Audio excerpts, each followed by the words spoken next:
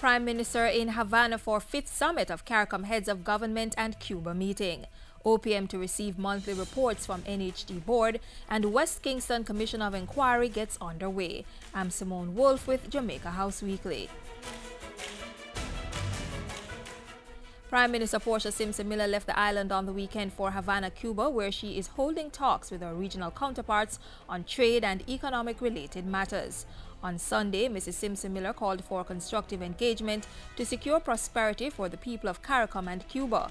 She also spoke of the long-standing history and shared connection between Jamaica and Cuba and said Jamaica would continue to stand steadfast with its neighbor in the struggle to attain peace, progress, and sustainable development.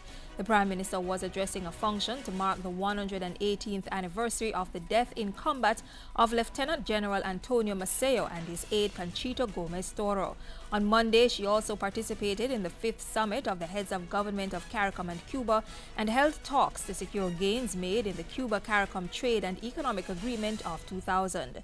Mrs. Simpson Miller returns to office on Tuesday.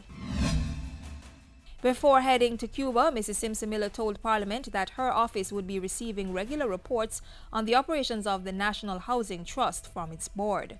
The Prime Minister was responding to questions Tuesday from opposition member Audley Shaw.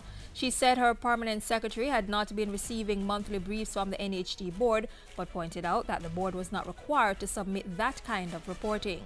However, I can say to you that a letter was sent to the Housing Trust that we are to receive all minutes of meetings where decisions are taken, and the accounting officer will be keeping a very close watch on exactly what is happening in terms of the minutes from the meetings.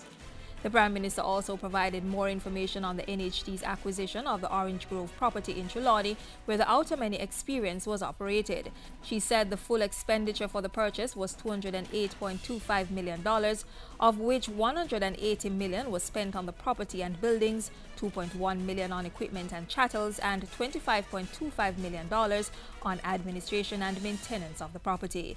The NHD has spent an additional $19.9 million on various expenses since its purchase in March 2013. Mrs. Simpson Miller also disclosed that she would be providing the Office of the Contractor General and the Auditor General's Department with all correspondence and documentations on the purchase.